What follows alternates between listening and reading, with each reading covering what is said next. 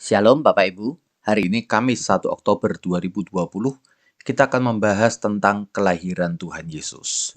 Perikop yang terambil Matius pasal pertama, Lukas pertama ayat 1 sampai 2 ayat 38, serta Lukas pasal 3 ayat 23 sampai 38. Silsilah Tuhan Yesus tercatat pada dua bagian. Bagian pertama ada pada Lukas 3 ayat 23 sampai 28. Menurut Injil Lukas, catatan silsilah Tuhan Yesus dimulai dengan kalimat pengantar menurut pendapat orang.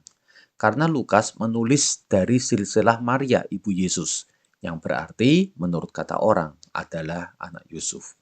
Dan diakhiri dengan anak Adam, anak Allah. Karena Lukas menulis Injilnya untuk orang non-Yahudi sehingga merasa perlu akhir silsilah tidak berhenti sampai Abraham, sebagaimana Injil Matius yang menulisnya untuk orang Yahudi. Silsilah kedua terdapat pada Matius 3 pasal pertama ayat 1 sampai 17. Silsilah ini mengacu pada garis keturunan Yusuf, ayah formal dari Tuhan Yesus. Silsilah Lukas lebih mendetail sesuai karakter Lukas yang teliti dan akurat. Di sisi lain, Matius tak merasa perlu terlalu detail karena Injilnya ditulis untuk orang Yahudi yang bisa merunut sendiri detail nama-namanya. Yang ingin disampaikan Matius adalah keterkaitan Yesus dengan para tokoh iman di Perjanjian Lama sesuai nubuatan para nabi. Matius memulai dari Abraham, bapa leluhur Israel, kemudian Daud, raja Israel, dan pembuangan ke Babel, di mana janji Mesias dikumandangkan dengan lebih serius. Berikutnya berkenaan dengan Injil Lukas. Injil Lukas ditulis dengan sebuah latar belakang bahwa sudah ada banyak orang yang berusaha menulis dengan teratur mengenai peristiwa-peristiwa yang telah terjadi di tengah-tengah kita, yakni kisah pelayanan Tuhan Yesus.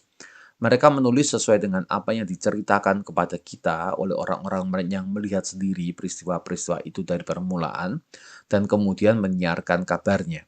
Maka Lukas terpanggil untuk menyelidiki semua peristiwa itu dengan seksama dari asal muasalnya, kemudian membukukannya secara runtut dan sistematis, sehingga Theophilus dapat mengetahui bahwa segala sesuatu yang diajarkan kepadanya adalah perkara yang benar. Jadi Lukas memang sengaja membuat sebuah kompilasi dari segala sumber untuk mendapatkan catatan yang terpercaya berkenaan dengan pelayanan Tuhan Yesus. Mari kita mulai sekarang dengan kronologi kisah kelahiran Tuhan Yesus. Pertama, Sakaria menerima penglihatan malaikat. Sakaria dari rombongan Abiya, dan berdasar 1 Tawarik 24 ayat 7 sampai 18, para ahli mencari tanggal Sakaria bertugas, lalu mencoba menghitung kapan Tuhan Yesus lahir. Silang pendapat masih terjadi, mengerucut pada tanggal 25 Desember atau pada hari raya Sukot, perayaan Tabernakel. Ketika berjumpa dengan malaikat itu, Sakaria tidak percaya, maka ia menjadi bisu sampai anaknya lahir. Peristiwa kedua adalah Elizabeth mengandung Yohanes Pembaptis. Setelah Sakaria selesai bertugas, ia kembali ke rumah dan menghampiri istrinya. Elizabeth hamil, namun selama 5 bulan ia tidak mau keluar dari rumahnya. Peristiwa ketiga, Maria menerima kabar dari malaikat. Saat itu Elizabeth sudah mengandung 6 bulan.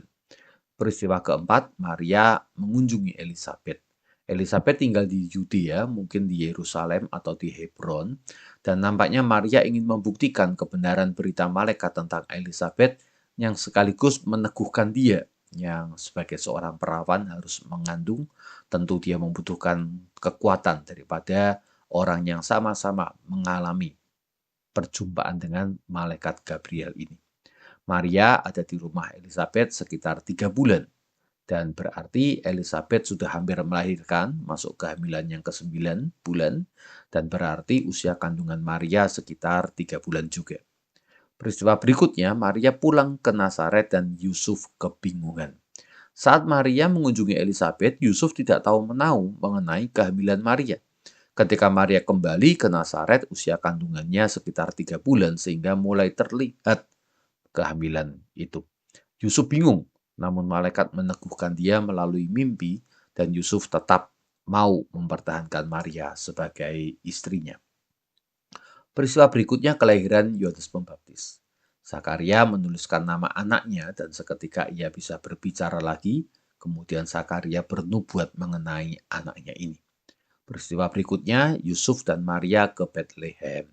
Yusuf dan Maria menuju ke Bethlehem untuk sensus di kota asal mereka. Waktu itu kandungan Maria sudah tua, hampir 9 bulan. Sudah 9 bulan bahkan. Dan di sana tiba waktunya Maria untuk melahirkan. Mereka sangat mungkin masuk ke Menara Kawanan Domba, sebuah tempat untuk peristirahatan atau persinggahan domba-domba di yang sesuai dengan nubuatan Mika pasal 4 ayat yang ke-8. Anda bisa melihat lebih jelas pada DDE 13 Juli telah saya paparkan apa itu Migdal Eder. Dan bayi Yesus dilahirkan, kemudian dibungkus lampin dan dibaringkan di palungan. Peristiwa berikutnya para gembala berkunjung. Malaikat menyampaikan kabar tentang kelahiran juru selamat yaitu Kristus Tuhan di kota Daud. Para gembala berusaha membuktikan dan ketika mereka melihat semuanya tepat seperti yang dikatakan oleh malaikat, mereka pulang dengan sukacita. Peristiwa berikutnya adalah saat Tuhan Yesus disunat, upacara pentahiran, kemudian upacara penyerahan anak sulung. Yesus disunat pada hari ke-8 menurut Imamat 12 ayat yang ketiga. Kemungkinan dilakukan di Bethlehem. Di saat inilah bayi ini diberi nama Yesus sesuai nama yang diberikan oleh malaikat. Wanita dianggap najis 7 hari setelah melahirkan dan ditambah 33 hari lagi menurut Imamat 12 ayat 2 sampai 6. Maka di hari ke-40 barulah ia melakukan upacara pentahiran. Bethlehem dan Yerusalem lokasinya dekat. Maka Yusuf Maria melakukan upacara pentahiran itu di Yerusalem sambil membawa 2 burung tekukur atau merpati. Yesus adalah anak sulung yang menjadi milik pusaka dari Tuhan. Maka ia pun diserahkan orang tuanya kepada Tuhan. Di sana mereka berjumpa dengan Simeon, orang benar yang hari itu dituntun oleh Roh Kudus ke bait suci untuk berjumpa dengan bayi Yesus. Lalu mereka juga berjumpa dengan Nabi Hana. Nah, Bapak Ibu, peristiwa ini masih berlanjut. Besok kita akan melanjutkan tentang kisah berkenaan dengan kelahiran Tuhan Yesus. Namun hari ini kita mendapatkan bagaimana nubuatan demi nubuatan mengenai Tuhan Yesus yang lahir tergenapi satu demi satu. Dan kita melihat bagaimana Yesus yang adalah anak tunggal Bapa ketika datang ke dunia benar-benar tidak diterima oleh manusia sehingga harus lahir di kandang binatang. Mari kita datang kepada Tuhan dengan ungkapan syukur. Kami bersyukur karena Engkau Tuhan tetap rela datang ke dunia walaupun tahu Engkau datang dalam situasi yang demikian dihinakan.